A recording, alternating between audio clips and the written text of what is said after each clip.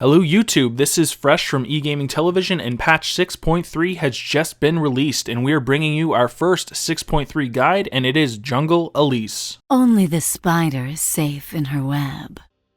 Now quickly before we hop into it, I would just like to mention you can go to www.egamingtv.com if you do want to view all of our guides, and you can find us on Twitter at egaming_TV. So let's talk about who Elise is in League of Legends.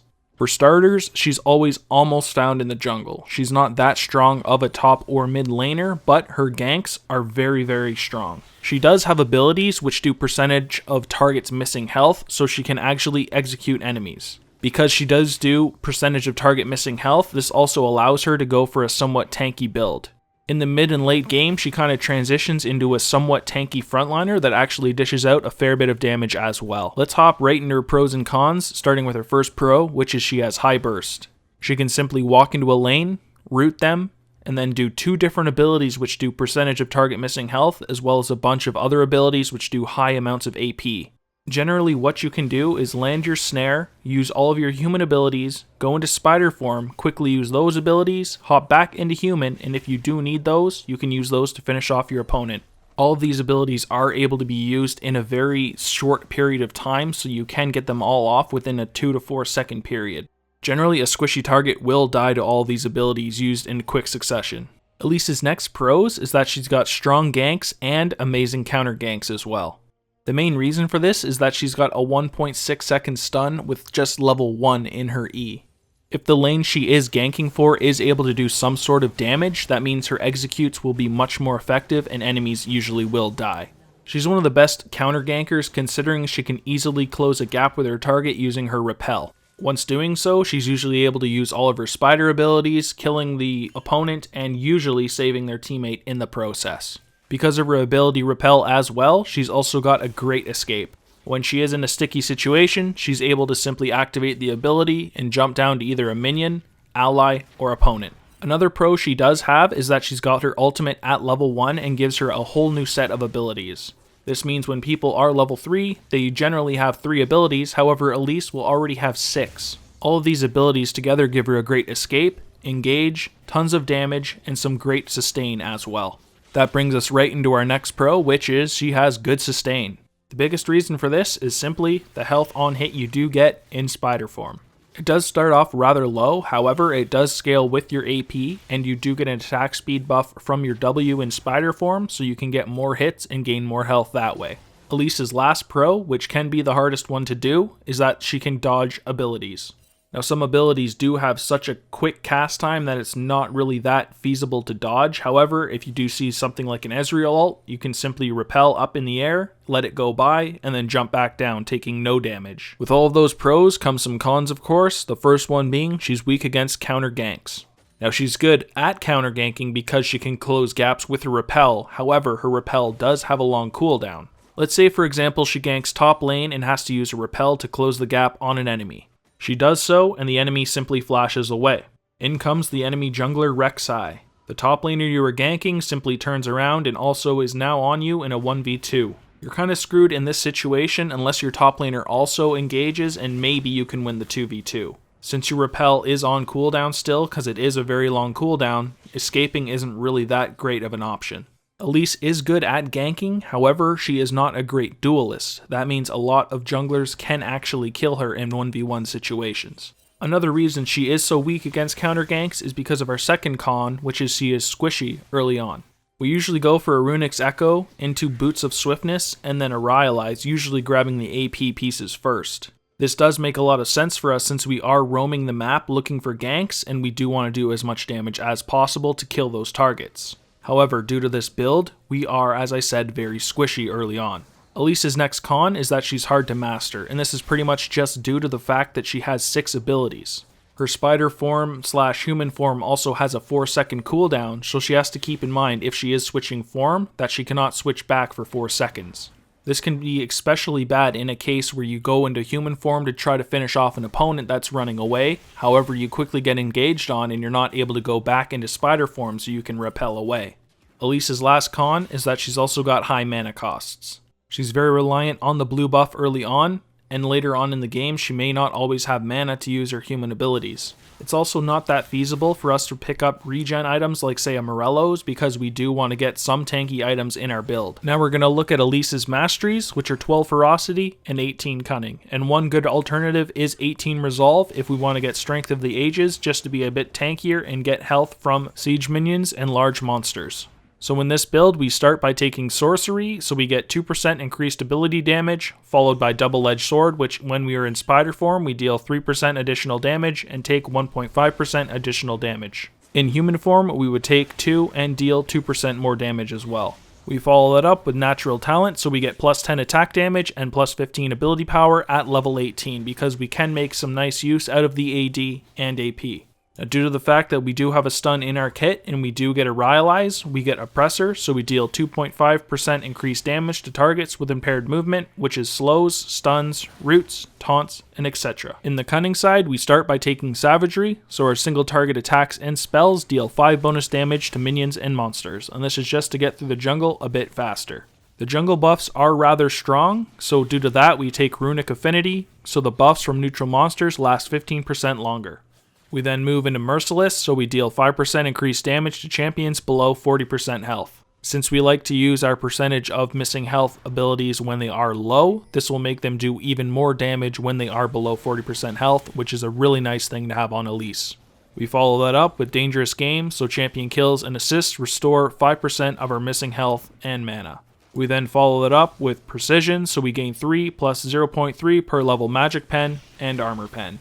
This just helps us get through any of that early magic resist, so we're doing as much damage as possible. Finally is our Thunderlord's Decree, which is our Keystone Mastery. Your third attack or spell on an enemy champion calls down a lightning strike, dealing magic damage in the area. The magic damage is 10 per level, plus 30% of our bonus attack damage, and 10% of our ability power on a 25 to 15 second cooldown based on your level. For Elise's runes, we get 9 greater marks of attack speed, 9 greater seals of armor, 9 greater glyphs of ability power, and 3 greater quintessences of ability power. In total, this gives us 15.28% attack speed, plus 25.56 ability power, and 9 armor. All the ability power and attack speed gives us as much damage as possible to clear the jungle, and the armor just gives us a bit more armor against those minions as well, so we are a bit tankier. For Elise's summoners, we take Flash and Smite. Flash has a lot of defensive and offensive uses. This can allow you to escape from champions or can be used to chase opponents if needed. Smite is a must-have on junglers as it increases your jungle clear speed and can be used to secure kills on Dragon and Baron. Since we take a Tracker's Knife in our build, it also helps create some much needed map vision for you and your teammates. Now these are the only 2 summoners I would take on Elise. I would not consider taking anything else. The Flash is very nice to have and Smite is a must-have. So now let's look at each of Elise's abilities, starting with her passive, which is called Spider Queen. When Elise's human abilities hit an enemy, she readies a Spiderling up to 2, 3, 4, or 5, which is based on the level of the ultimate, which are unleashed in spider form. So having these Spiderlings is a nice little thing. They can tank a lot of damage when you're doing the jungle early on, and they actually add a nice little portion of damage as well. So let's look at these Spiderlings that you actually get. So the magic damage is between 10 and 25, which is based on the level of your ultimate. As you can see, they also have a 15% of your AP per spider. So the damage is actually pretty decent that the Spiderlings do offer. The problem is they only have a maximum of 390 life with 90 armor and 110 magic resist. So as you can imagine, it is pretty rare that all 5 are up, but if all 5 are up, you're doing basically 125 magic damage plus 75% of your AP, and that's actually a big chunk of damage. Early on, these are pretty much just to tank minion camps, so you don't actually take too much damage in the jungle, but later on they can actually add a nice chunk of damage. So now I'm going to talk about each of the basic abilities, and what I'm going to be doing, since there is a human form and a spider form, is by first showing the human form of the skill, and then the spider form of the skill. So we're going to start with human form's Q, which is called Neurotoxin. Elise fires a poison at the target enemy unit, dealing magic damage, which is capped against monsters. The magic damage this deals is between 40 and 180, which is based on the level of the skill, plus 4%, plus 3% per 100 AP of target's current health. The maximum damage versus monsters is between 115 and 355. The range is 625, the cost is between 80 and 100 mana, and the cooldown is 6 seconds. So the first thing to note about this skill is it's based off of the target's current health. This means if you are going in for a gank and you land your snare, which is your human form E, this is the first skill you'll want to use as it will do the most damage. The base damage of this skill is okay, however it's not that high. You need to use it when a target has decent amount of health. This means when you are going into a jungle camp, you can drop your spider and use this before the spider actually hits to get off the most amount of damage possible. So this is the spider form's Q, which is called Venomous Bite. Elise dashes to the target enemy and bites them, dealing magic damage, which is capped against monsters as well. The magic damage is between 60 and 220, plus 8%, plus 3% per 100 AP of targets missing health.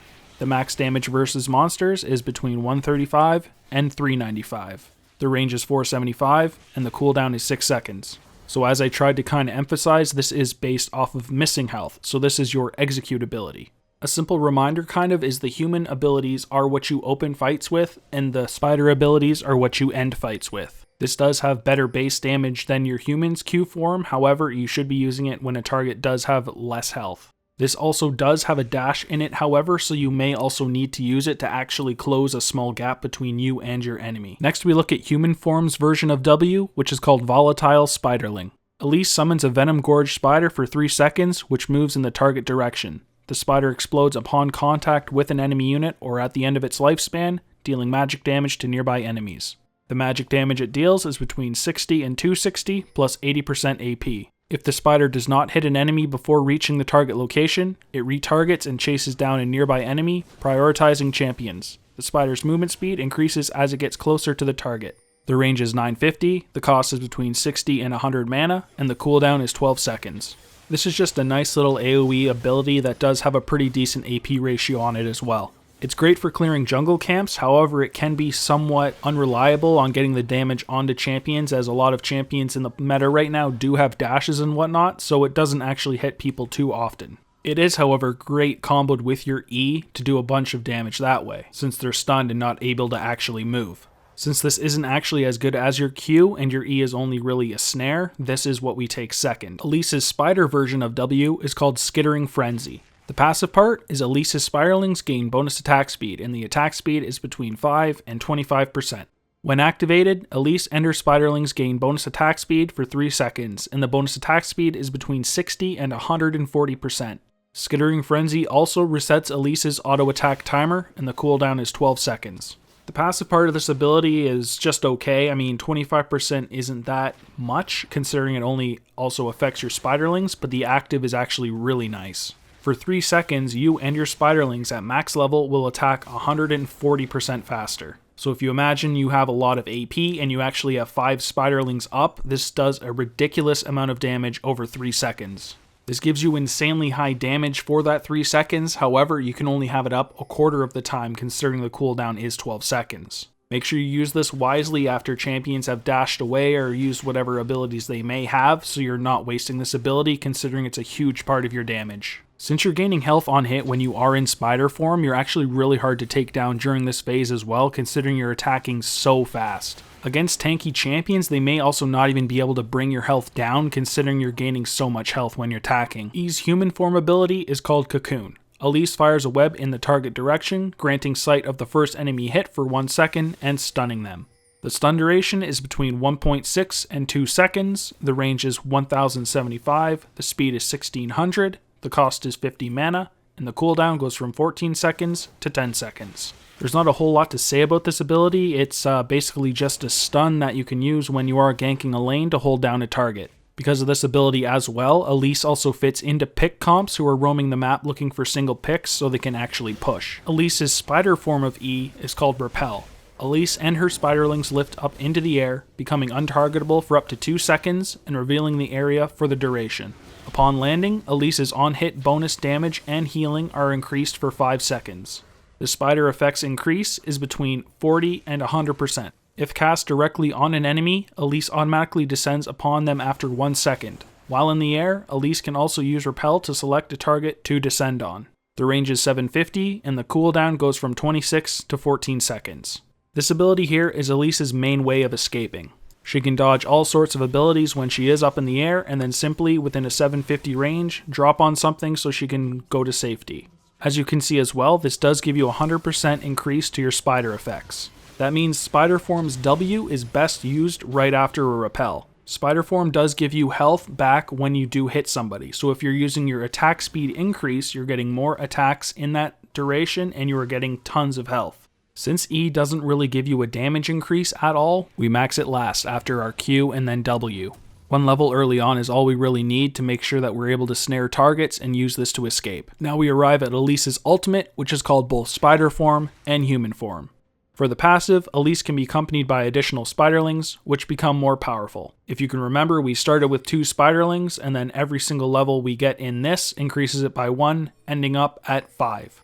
So for the Spider Form toggle, Elise transforms into a menacing spider, gaining 25 movement speed, melee basic attacks, and a new set of abilities. Additionally, her basic attacks deal bonus magic damage and heal her on hit. And the bonus magic damage is between 10 and 40 plus 30% AP. The heal is between 4 and 10 on hit plus 10% AP. Elise begins with 1 rank in Spider Form / Human Form and increase it at level 6, 11, and 16 like a normal ultimate, and the cooldown is 4 seconds. So we've already covered what all the abilities are, so the main things to note here are the bonus magic damage you deal on hit and the heal. The heal just gives her some nice sustain in the jungle and in team fights, and with the attack speed from her W in Spider Form, she can get a lot more attacks off in a shorter period.